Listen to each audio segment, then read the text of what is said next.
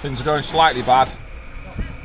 We're in a car wash and we're not quite sure how we're going to get out of this at all, because this don't fit round here. But don't worry, the rest of the day's been going absolutely fine. This morning, going to Ledbury for a collection of really cool little 125s from the 90s. So yeah, we'll go pick those up. 2 or 3 hour drive, and then yeah, chuck them in the back. Story on the way.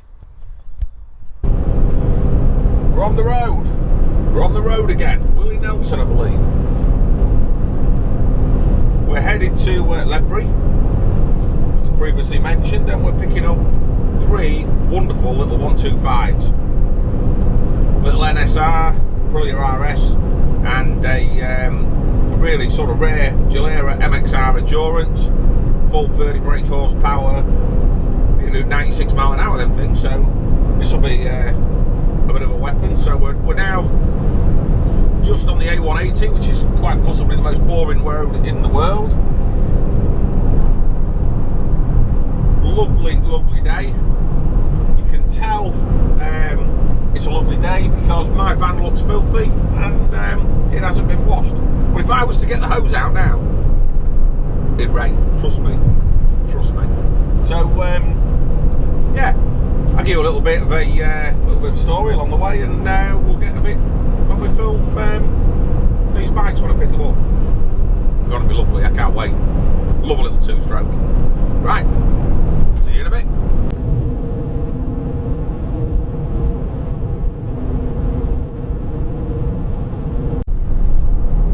So we're on the A42 now, heading towards Birmingham. We've probably about an hour and a half to run to the place where I'm going, Ledbury.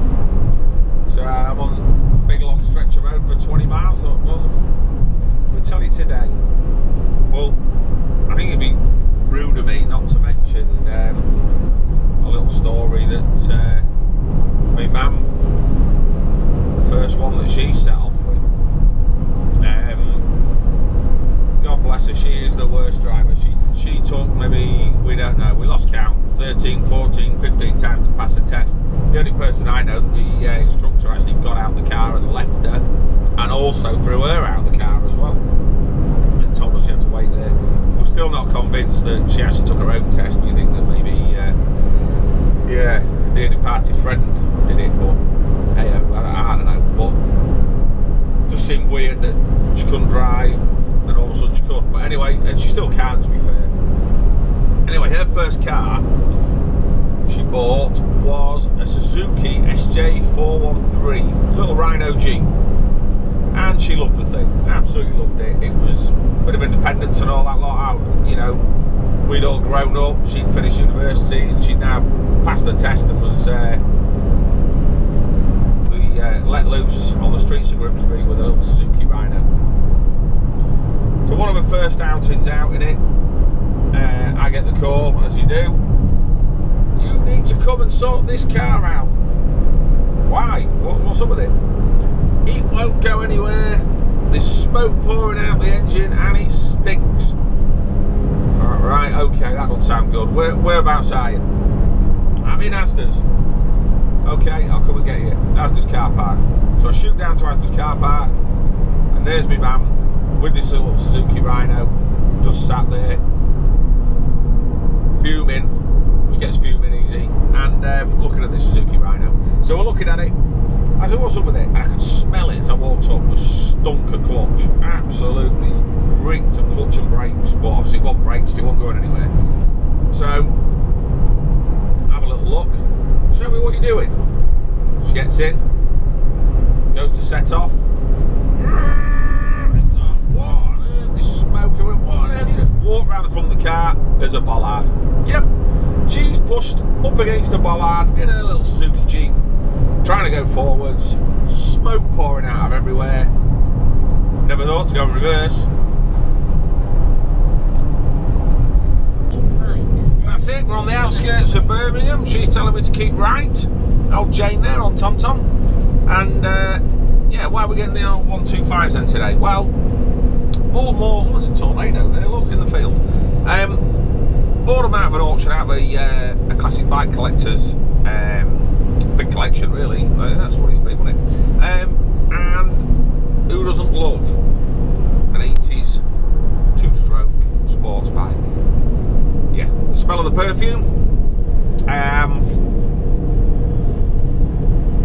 Just nostalgia, really. Just nostalgia. So hopefully they're as good as they say they are, and I can get them whisked off home. Yeah. Keep on trucking. Yeah, some beautiful old bikes in here. Two of ours down here. Little Aprilia and the NSR, which looks lovely. And then we have our little grueller out the other side. Rare bike, this one. So, trouble with these bikes, they're all extremely slippery. Not the easiest thing to tie down, but yeah, I seem to be pretty happy with those. So,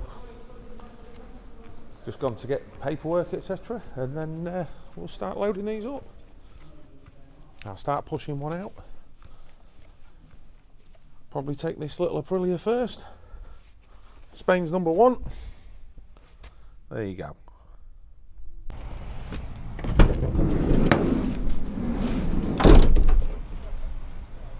Oh, what a tiny little haul.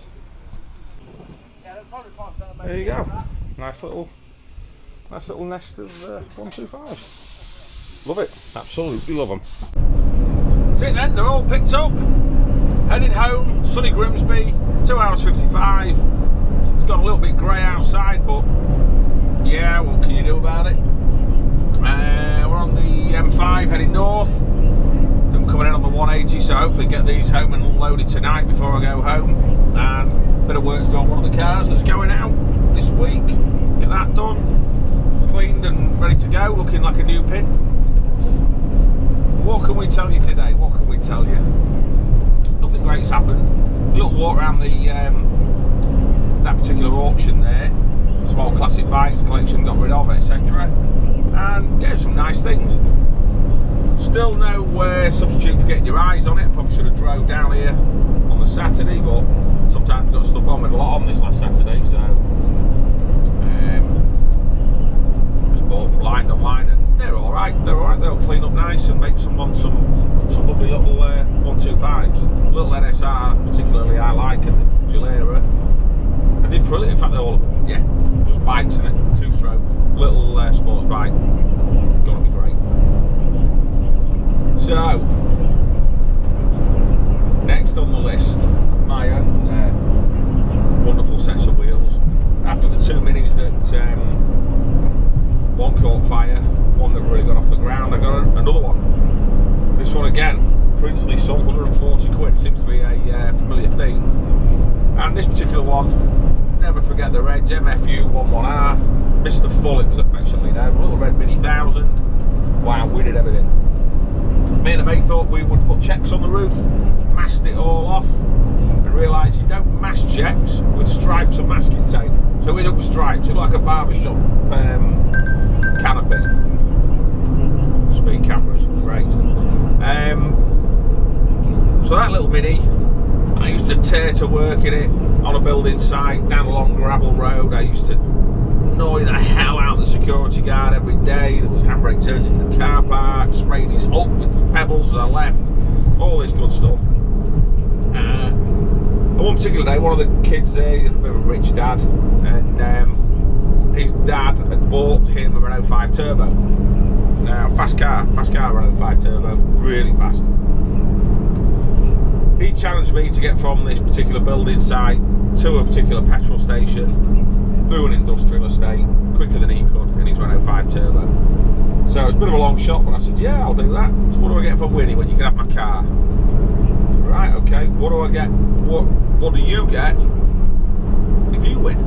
He said, you just buy the coffee. So, yeah, well, I can't really turn that away, can I? So down the gravel track with a young lad called Fitz in the passenger seat, flat out. He obviously wasn't going as fast as as the Renault 5 could down the gravel track, because it was a gravel track.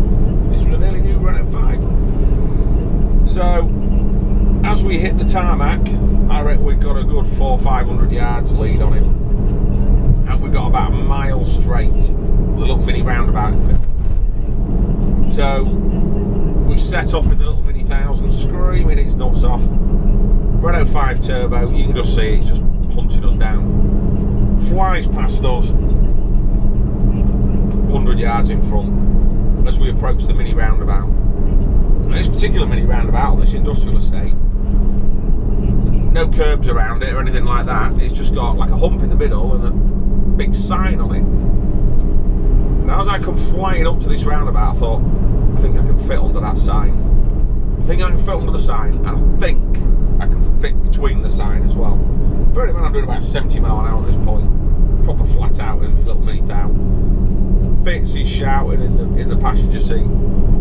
So Fitz was doing it. He looked.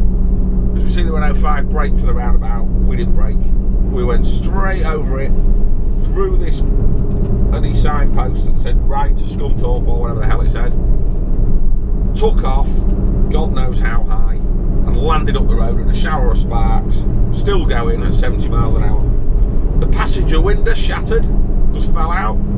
So Fitz took his opportunity to get right out the window and do the old to the Renault 5, come on, we'll win it. And we pulled in the petrol station. This particular lad went by the name of Sean, just flew straight past the petrol station, shaking his head and cursing and all the rest of it. So next morning, you know he wasn't going to honour his bet. He comes into work, kicking off, you were a lunatic, you were an idiot. I was, definitely. He was right, 100%. But he welched. So I told everyone he welched. He didn't pay his half of the bet. He was beaten fair and square. So his reply to that was to come in and hit me over the head with a hammer while I had a hard hat on. Strange times. Anyway, that little mini first outing pretty much took off to the Yorkshire Dales in it for a 2-week holiday with a mate of mine and 2 young lasses who we knew, went to school with, 2 young lasses we were young men, and off we went as friends for 2 weeks with a roof rack on, spare wheel on the roof, petrol on the roof, we had tents on the roof, everything. You couldn't move in that car. It had 2 massive bucket seats in it, Corbos. Those Corbo seats took up all the room in the car, so it was snug wherever you were, but we had one hell of a time. First night there, it tipped it down, but we didn't care. We were in the pub, we were doing whatever. Next day we had to move the tent because the campsite flooded, and yeah, pretty much had to move camp. So as we moved camp into a static caravan, we're just living the dream in little Mr. Full. I lost all the tent poles, so we had to static caravan it for the rest of the week, and there was only so much money we had, not a lot to be fair, back in the day. So with no money, so the trip was cut short. We had it in a week. But on the way home, it wouldn't run right. Mr. AA man came out, had a look at it. Oh, who set these points? Well, it'd be me, wouldn't it? Oh, God, I thought, well, they've done us 200 miles here. Anyway, he reset the points. It worked for about 10 minutes and it conked out again. And we were getting this horrendous knocking from the wheel. Almost like a wheel bearing noise. Bang, bang, bang, you know. Like, what the hell? So, we decided it was the wheel bearing. We popped into a British Leyland dealer in Penrith. Popped in there. He handed us a wheel bearing. We gave him 70 quid, which was all of our money. At which point he said, "You'll never be able to fit that." I was like, "Why not?" "Yeah, you need a press, you need all sorts of spanners and tools." "Where was you going to do it?" I said, "Back at the campsite." "No, you're not going to fit that." "So if you can't fit it, can we have our money back?" "No." "Oh, I think I've still got that wheel bearing to this day." I think it lives in the shed somewhere. It's been moved from shed to shed, that is for sure. So that was the wheel bearing. So later on that night, as we're sort of driving through the Dales towards Leeming Bar, we realised it wasn't the wheel bearing. What it was, I'd put a set of alloy wheels on the Mini. Of course I had. Got wide spats on it, you've got alloy wheels. What more, you know? You've got to have it, haven't you? So particular alloy wheels, I don't know anyone can remember them. They used to get alloy wheels, used to have wheel nuts that went through the wheel, and they had like a silver washer on, and that held the wheel in place. Well, I'd been to the scrapyard and I thought I'd bought those. Anyway, I hadn't. What I'd bought was long wheel nuts with a plastic collar on that were used for holding wheel trims on. So you used to get your Mini, you used to get your wheel trim, put it on the middle of the wheel. Wheel nut went all the way through it, little plastic collar, hold it on. Yeah, no, not with that one. So what I'd put on the thing, there was like plastic washers just holding the wheel nuts on. Brilliant. Well, then plastic washers are obviously squashed, and yeah, you guessed it, the bloody thing had, well, squashed, and the wheel was now banging about like Billy-O. That's handy, innit? And we couldn't tighten them up anymore because they were up against the hub, so the wheel was basically knock, then another wheel started knock, then we broke down again. AA out again. He came out. Who set these points? Aha! Not me this time. You're AA man. So he set the points for us again. Off we set. Car ran fine this time, but we got to Lehman Bar. Knock. We needed a wheel brace. A farmer came out, and I'm not kidding you. Youngish lad, hands like shovels, and he picks up a 6-inch ratchet handle, probably a 1/4-inch drive, puts a socket on it, and proceeds to snap 2 of my wheel studs on one wheel. Can't drive home on that. I've just filled it up with petrol as well. So, AA again. AA comes out, yeah, you can't drive that home. I thought, well, this is ace. We're going to get towed home. We've got a full tank of fuel. I'm going to get home with a full tank of fuel. Everything's going to be great. Now, he knew somebody in the Yorkshire Dales that had broke minis, and we went there at midnight, and that guy knocked some wheel studs out of an old Mini and gave them to us, and we fitted them at the side of the road with the AA man. So we had to drive home anyway at 3 in the morning, back to Grimsby. Yeah, so that's the day. We had 3 AA men in one day to the little Mini town, Mr. Full. A few more stories with Mr. Full, really. We'll get to them maybe another time. I'll tell you just one more. We used to travel to Preston in Mr. Full every single weekend from Grimsby, 140 miles there, 140 miles back. And the steady bar kept snapping in the engine bay. You'll know the mounts always go, and I kept snapping the bolt that goes into the block and drilling it out and doing it again and everything else. And yeah. Well, after a while I got sick of it, so I just wedged a bit of 4x4 down the back of the engine and used to drive to Preston with a smell of aroma of wood. You just can't do this stuff anymore. You just can't do it. And that went on for, I don't know, 3 or 4 months. Yeah, it did. Anyway, see you on the next one.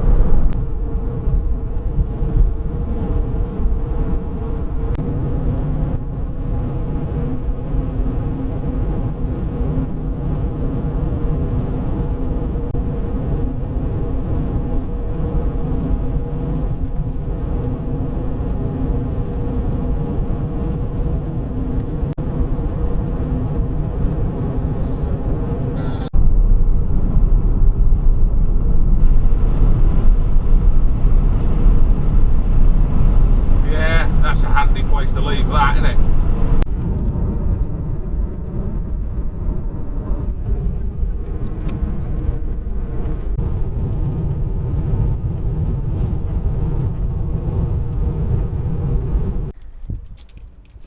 We're back.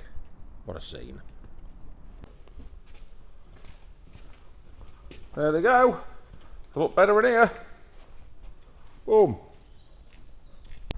Sun setting on a good day. Back at the ranch. Let's go see what's happening in here. Gibbo's in here. Evening Elvis. Industry's happening.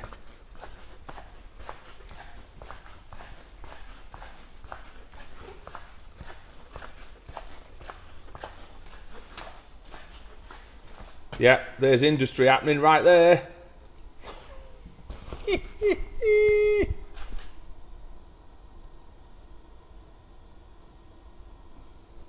Grabbing life by the throttle.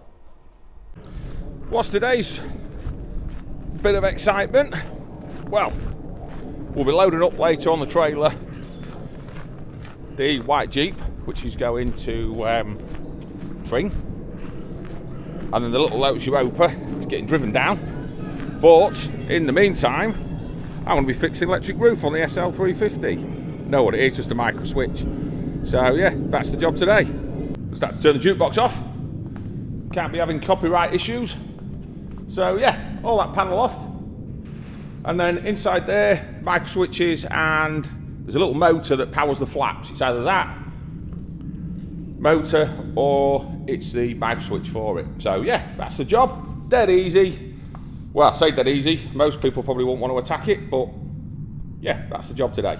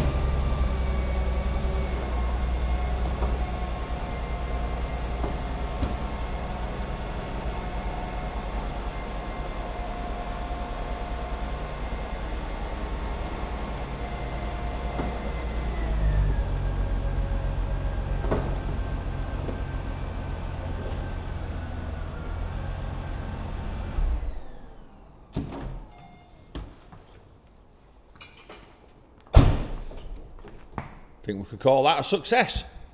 Another job done. Let's get the trailer on. Let's get the trailer on ready. Wrangler loaded.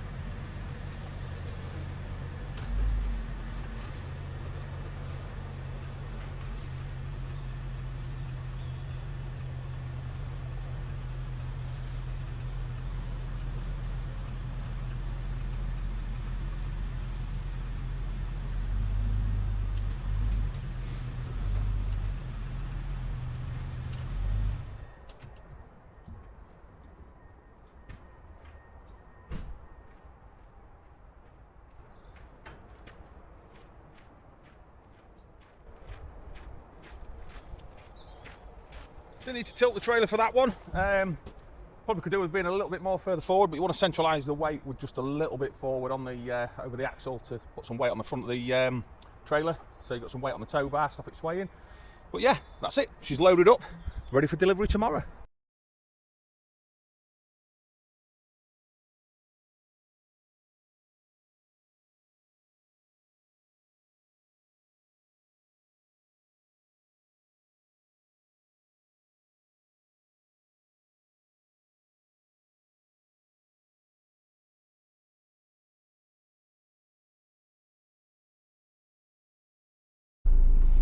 Let's go load a grand piano. Don't ask, it's a long story. I'm sure we'll get round at some point. Wrangler's all loaded. Lotus all ready to go. Just the piano to go in. Yeah, I know, don't ask. Baby grand piano. Favours, gotta love them. See you in a bit. Piano. Well, I've got my pianist or penis with me. He's going to do all the lifting. Yeah. All the helping, all the everything. We're going to strap it from the roof. I've had a great idea. Right. I've got to strap it from the roof and then we'll strap it down again. Yeah. I've got cushions, I've got masking tape, I've got drills, I've got everything. How big's this piano? Piano is half the size of the van. It's not a normal size piano, is it? No, it's not quite a normal one. It's a little bit smaller than one. It weighs 260 kilograms. You said 80. Yeah, but I also think I'm 10 stone. So, do you know what I mean? I underestimated everything that's going on. But, Matt, come in. If anyone could do it, we can, can't Come we? and have a look. And then we can put it on the side of the van. It's very easy to get it in. You did a lot of the standing around. All the heavy lifting. I did the heavy end. Yeah. Because apparently everyone just said I'm stronger than everyone else. That's not my words. No. That's everyone else's. You was close to the floor, that's all it was. So the put piano's on some in. foam. Piano's in. We've taped it down all over just in case anything wants to break loose or anybody wants to play any tunes on it. Not going to let them. When we're at a service station, we open the back up, people want to play it. No, not anymore. Not on my fucking watch. No. So we've had to put it at the back of the axle because Matt's so fucking fat. Van was tipping forward a little bit. So what we've had to do, we've had to balance it up a little bit. He told me that about tugboats and things like that. We don't over-tug. There you go. Traction. So we're ready to go. We're going to deliver it down to the lady. She's going to be over the moon. Yeah. She's got 3 or 4 people there. Yeah. She's going to need them because it's 260 kilograms this. Yeah. I don't know if I mentioned that. You did. 2 of us lifted it. Not saying that we're strong, but 2 was going to lift it out, I know it. 2 was gonna Third lift it floor. out. Third floor. Third floor flat. But yeah. See Piano you room Winchester is going well. piano. Yeah. Piano's in. You can't make this stuff up, can you? 7:30. Just about to leave. We're all loaded up. Mate's in the Lotus. He's over there, look. Ready and waiting. That's going Southampton. Setting the sat nav. Rocking and a rolling. Long day ahead. Here we go. So, day ahead. Righto. We've got good mate in tow. He's driving the little Lotus. We're going to Tring. We're then going to take the big Wrangler off the back that's going to Tring, the big lifted Wrangler. We'll put the Lotus on the back. Ian's going to jump in with us. And then we're going to go to Winchester to deliver a baby grand piano. Yeah, I know. You couldn't make this stuff up. So anyway, grand piano's in the back. We loaded that last night. It's heavy old girl, so there should be some people there to give us a lift out with it. Well, I hope so. And yeah, so we'll have a bit of swapping about at Tring. Take the Wrangler off, put the Lotus on, and then happy days onwards. So it's a nice wet morning, so obviously everything's going to get lathered, which is a shame because the Wrangler is shining like a new pin. But being towed behind the van, obviously it's like being right up behind somebody. It's going to get muck and sludge and everything off the road. And the little Lotus, the same really. It's going to get lathered and sludged up and all the rest of it. So, which is a shame really, but if we're delivering a car, it can't be helped really. We don't have enclosed transport, so Cross the roundabout, second exit. Jane says cross the roundabout, second exit. We're leaving lovely Grimsby, heading south. So catch you along the way.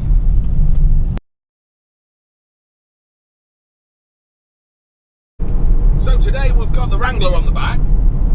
was thinking a bit of a story could tell you about a Wrangler or a Lotus. So we've got the Lotus in close proximity behind us, but we'll go with a Wrangler. Now, when the TJ Wrangler first came to the UK, I would think it was about 96, somewhere around about there, and a good friend of mine, he was working at a Jeep dealership. It's no longer on the go now. They sold a right weird selection of things. They were Sanyong, Daihatsu and Jeep, and they existed in what's now a co-op, I think. Anyway, my good friend, he was a young up-thrusting car salesman in 96, and he had moved into sales at this Jeep dealership. So, as you can imagine, we were young then. I would be 24, 25, somewhere around there, maybe a bit younger. And the lad will remain nameless. We'll know who he is. But these Wranglers were just as cool as custard. It was a real hot summer that year.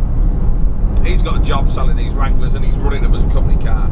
A couple of times we'd have to run through, there used to be a DVLA office in Lincoln, you'd have to run through and tax things and do bits and pieces like that, and I'd jump in with him, go for the ride, and we'd have doors off, roofs off, music blaring out, you name it. Big 4 litre automatic Jeep, manual Jeep, there weren't any automatics, the one behind us is. Big 4 litre manual Jeep, and they were quick at the time. For, you know, compared to all the stuff, they were surprisingly quick for what it was. And yeah, we had a lot of fun in it that summer. A lot of fun in it. And one particular night, Saturday night, we're all going out, we're all dressed up, we're going clubbing, doing whatever, drinking, whatever. And he turns up in the Wrangler, roof off, no doors. He's also got a friend of his and his good lady who are dressed because they've been invited to some sort of evening do that requires a really fancy dress, and he's got a tux on. So we jump in this Wrangler, they're in the back, roof's off, doors are off, we're looking cool. We're driving up there, we get on Cleethorpes seafront, and at the time you could actually get on the beach. You probably still can now, but it's changed a little bit, but you definitely could then. And as we're driving this couple to their dinner engagement, whatever it was, Pete decided, his name slipped out, to drive on the beach. So gets the Wrangler. This Wrangler, by the way, as well, just have to mention, is absolutely brand spanking new. And he's taken it out of the showroom to use that night as a brand spanking new car. So get the picture, it's a Sahara, it's in green, looks ace. So we get on the beach.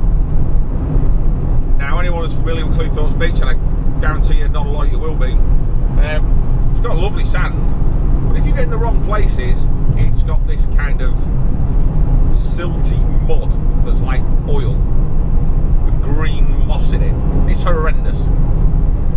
And he gets in that bit, and he absolutely swamps the thing in mud and gets stuck, which for a Wrangler's pretty tough. These wheels spinning, there's mud and silt and green and everything else flying everywhere. It's in the interior of the car, it's all over us, it's absolutely everywhere, and it stinks. It stinks like an old dockyard. So there's no alternative, we've got to get out and push. So we're out, we're up to our knees in mud and silt and slime and everything else. Push the car out, get it rolling again. The couple that's going to their dinner, they're absolutely lathered in this black green mud. We don't know what to do. They don't know what to do. We dropped them off anyway. We dropped them at their do and just left them.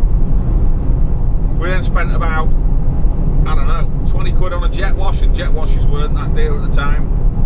Trying to get all this mud and silt and crap and everything else out from under the chassis, it's a disgrace. It's an absolute disgrace. So we do the best we can, and yeah, we think we've done a good job. 30-year-old, 25-year-old, whoever we was at the time, thinking we'd done a good job. We need to get this car back in the showroom quick as possible, pretend like nothing's happened. Of course we do. So we get it back to the showroom. It's about 11 o'clock at night.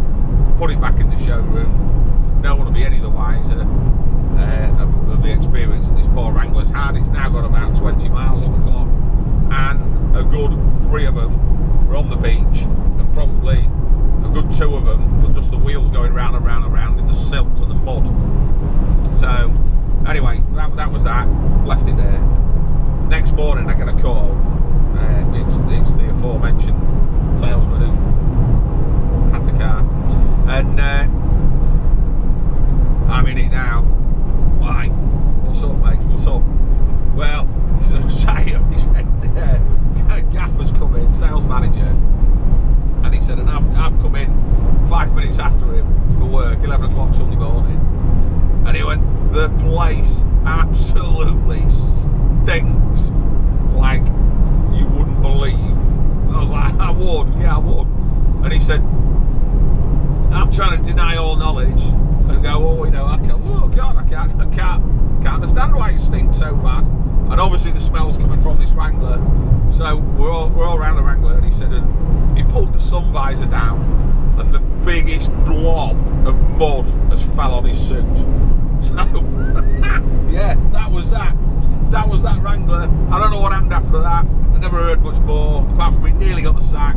He didn't get the sack, but perhaps he should have done. I don't know. In this day and age, maybe you would. But yeah, that's the story. That's a Wrangler story. So this one hasn't been in the salt and the mud. This one's a lovely car from Japan.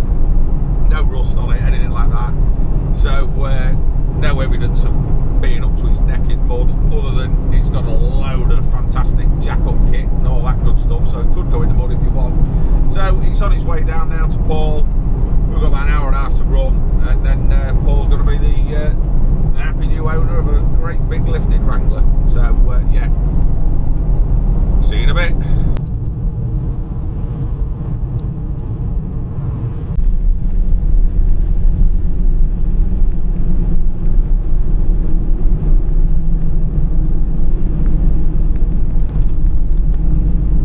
Well, this one's an interesting one. Swap cars here then.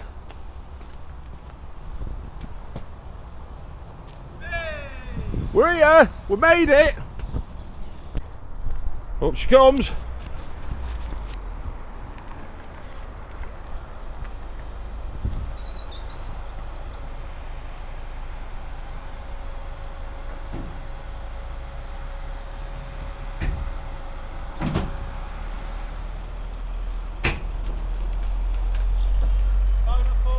Yeah, spot on. That's it.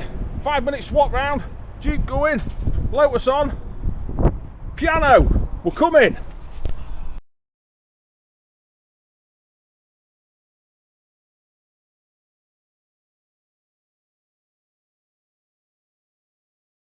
Donkey. Here.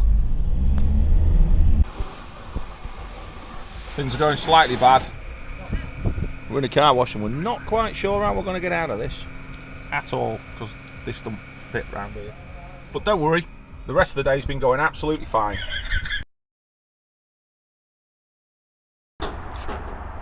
Here we are, Southampton. The car's been washed. We got out the car wash, we didn't think we would, but it's all done. Happy days. There's Ian looking dead chuffed.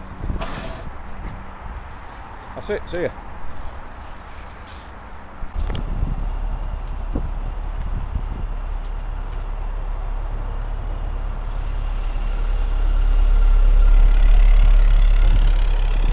Right and down.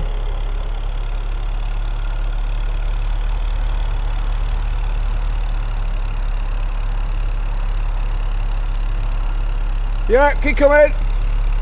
Keep coming. Keep coming. Left hand down a touch. That's it. Straighten her up. Yeah, straight back.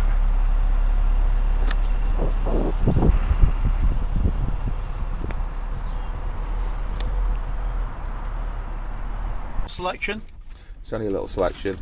Keep us going. for the 4-hour journey home. What a week it's been.